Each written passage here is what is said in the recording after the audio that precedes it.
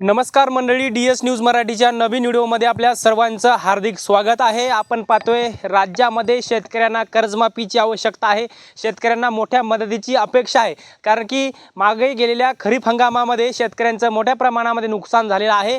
सध्या आपण पाहतोय शेतकऱ्यांच्या शेतामध्ये जाऊन, शेतकऱ्यांच्या बांधावर जाऊन, शेतकऱ्यांच्या माध्यमातून किंवा सरकारच्या माध्यमातून ज्या काही शेतकऱ्यांना अडचणी निर्माण झाल्या आहेत किंवा शेतकऱ्यांच्या सध्या जे काही अडचणी आहेत त्या अडचणीचं आपण उत्तर शेतकऱ्यांच्या माध्यमातून जाणून घ्यायचा प्रयत्न करणार आहोत। असेच एक वयस्कर शेतकरी आपल्या सोबत आहेत, त्यांना आपण काही प्रश्न विचारणार आहोत। बाबा, माझा तुम्हाला एक पहिला प्रश्न आहे। शेतकऱ्यांना आता कर्जमाफीची आवश्यकता आहे, शेतकऱ्यांना मोठ्या मदतीची अपेक्षा आहे, कारण की मोठ्या प्रमाणात शेतकऱ्यांच्या या खरीपामध्ये सोयाबीन गेलं, कापूस गेलं, सगळे पिके गेले। परंतु सरकारला शेतकऱ्यांच्या प्रश्नावर हे लक्ष न देता सरकार निवडणुकीमध्ये दंग आहेत। आमदार, मंत्री, संत्री सगळेजण निवडणुकीच्या प्रचारामध्ये दंग आहेत। काय तुम्हाला वाटते का हे सरकारला निवडणूक महत्त्वाची वाटते, शेतकऱ्यांचे प्रश्न महत्त्वाचे वाटत नाही, वाटते असं वाटते का? नाही ना, बरोबर असंच वाटतं की स्वतः आमदार खासदार निवडून दिले, 5 वर्ष ते एकदा निवडून आले की शेतकऱ्याकडे पाहत नाही, काय नाही, आधी स्वतःचा स्वार्थ साधून घेतात, जनतेकडे काहीचं लक्ष नाही। बरं, बच्चूभाऊ कडूंचं नागपूरला आंदोलन मोठं झालं, नंतर कर्जमाफीसाठी ते महत्त्वाचं आंदोलन होतं। परंतु तुम्हाला वाटतं की त्या आंदोलनातून म्हणजे कर्जमाफीचा प्रश्न सुटले, सरकारने तारीख दिली 30 जून 2026 पर्यंत कर्जमाफी करणार, काय वाटतं ही तारीख सरकारनं दिली, मुख्यमंत्री देवेंद्र फडणवीसांनी ही तारीख दिली, या तारखेपर्यंत सरकार कर्जमाफी करेल का शेतकऱ्यांची, काय वाटतं याच्यावर? नाही नाही, यायनं तोंडाला त्यानं पानं उगं लालू दाखविली शेतकऱ्याला, काहीतरी घुलून न्यायचं। तोपर्यंत जिल्हा परिषद, ग्रामपंचायत, सोसायटीच्या इलेक्शन होतात, 5 वर्ष प्रत्येक जण चुरून खातात, शेतकरी जशाला तसाच हे जागेवर। बरं, शेतकऱ्यांचे सध्या कोणकोणते प्रश्न आहेत?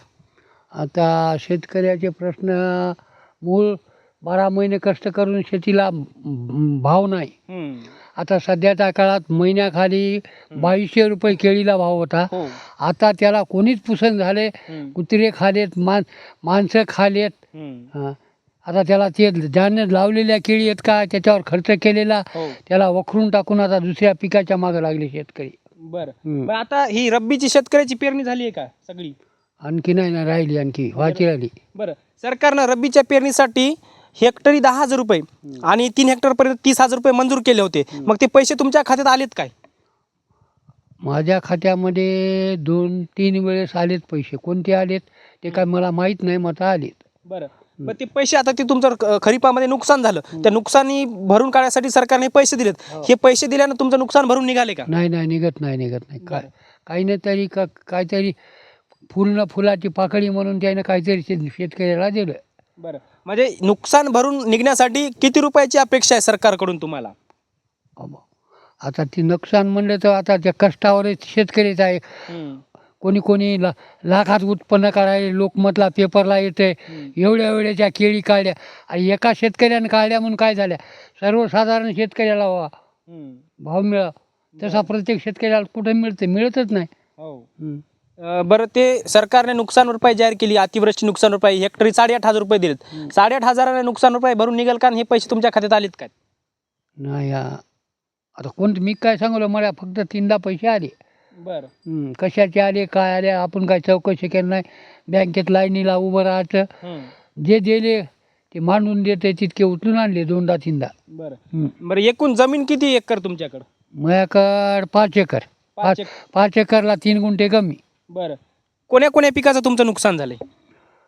माझं हळदीचं नुकसान झालं, कापूस, सोयाबीन? कापूस उपटून टाकला, आता त्याच्यात ऊस लावायचा आहे। कापसात काही निघाले की नाही उत्पन्न? साधारण निघालं, नुकसान झालं आता या पावसामुळे? नाही, नुकसान नाही झालं, साधारण खर्चापुरतं निघालं। बरं, नुकसान किती रुपयाचं झालंय, रुपयामध्ये सांगा शेतकऱ्यांना एकदा। एखाद्या लाखाचं नुकसान झालं का? 2 एकर कापूस होता, त्याच्यामध्ये कमी जास्त 25-30 क्विंटल कापूस होता, ते 5-6 क्विंटलच झाला। बाबा, मग ते 1 लाखाच्या वरी नुकसान झालं कापसामध्ये। सोयाबीन मध्येही नुकसान झालं असेल ना? सोयाबीनमध्ये झालं, सोयाबीन तर त्याला शेर लावलं, रोट्याटवर लावलं। बरं, याच्या अगोदरचे कृषी मंत्री माणिकराव कोकाटे त्यांनी 2-3 विधानं केली होती, बाबा शेतकऱ्याला आम्ही 1 रुपयामध्ये पीक विमा योजना देतोय, मग शेतकऱ्याला आम्ही 1 रुपयामध्ये, भिकारी सुद्धा 1 रुपया घेत नाही, पण आम्ही शेतकऱ्याला 1 रुपया देतोय। सरकारचं काय, कृषी मंत्र्यांनी त्याच्या अगोदरचे माणिकराव कोकाटेंचं म्हणणं होतं का शेतकरी भिकारी आहे म्हणून, शेतकऱ्याला भिकाऱ्याची उपमा दिली होती याच्या अगोदर, काय त्यांच्यावर काय म्हणणं आहे तुमचं? आता ते मी काय ऐकलं नाही ते. आता भिकारी म्हणला का काय म्हणला, तर शेतकऱ्याची जाण असली तर ते भिकारीच माणूस आहे. हो हा बरोबर आहे. हो, शेतकऱ्याला भिकारी म्हणल्यावरची समजा जीवन शेतकऱ्याचं, समजा देशाचं जीवन शेतकऱ्याला अन्न हातदाता निर्माण करणारा, आपल्या स्वतः लेकरा बाळाला 12 महिने कष्ट करून घरी ठेवून बाकीचं नेऊन विकणारा, हो त्याचं सर्व जीवन त्याच्यावरच आहे की अन्न. हो. बरं, राज्याचे उपमुख्यमंत्री तथा अर्थमंत्री अजित पवार साहेब मागे असं म्हणले होते की 31 मार्चच्या आत कर्ज भरा. तुम्ही जसं कर्ज काढता तसं तुमचं भरणंही काम आहे. सरकारकडून कर्जमाफीची अपेक्षा ठेवू नये असं अजित पवार साहेब म्हणत आहेत. ते तर प्रत्येक शेतकऱ्याचं कर्तव्य आहे. कर्ज उचललं, शेतीला लावायचं, शेतीतून उत्पन्न काढून पुन्हा दरवर्षी भरायचं. मग आता ती एक शेत चालत झाली शेतकऱ्याची प्रत्येकाची, कोणीच भरणं झाले पैसे, ते म्हणून म्हणले असतील तसं. बरं, नाही मग हे नुकसान होतं ना, शेतकऱ्यांनी कुठून भरायचं? त्याच्यासाठी विमा आहे ना. हां मग आता ते विमा देईन झालेत.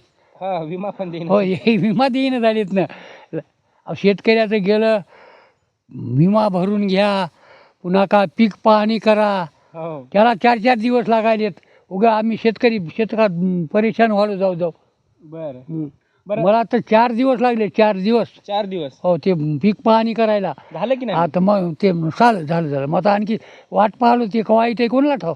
बरं बरं, हे यंदाचा सरकारनं सरसकटचा पीक विमा मंजूर केलाय.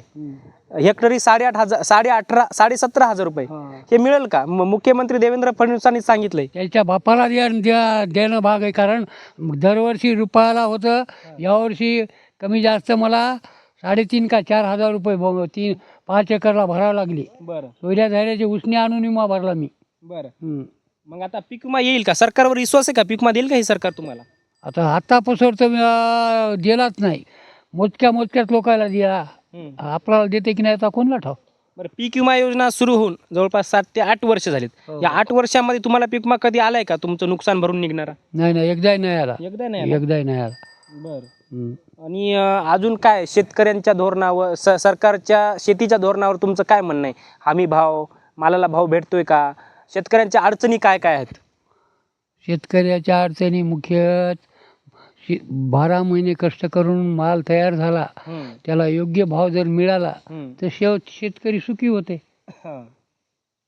बरं, जे सरकारनं पॅकेज जाहीर केलं होतं 31,728 कोटी रुपयांचं, त्या पॅकेजमधून शेतकऱ्यांचं नुकसान भरून निघाले का? या पैशा म्हणजे हे सगळं जे नुकसान मागं झालं होतं त्यांचं, त्याच्यात 10% सुद्धा शेतकऱ्याचं भरून निघत नाही या तितक्या पैशामध्ये. बरं, मग आता सरकारनं शेतकऱ्यांसाठी काय करायला पाहिजे? तुम्ही सरकारला काय सल्ला द्याल?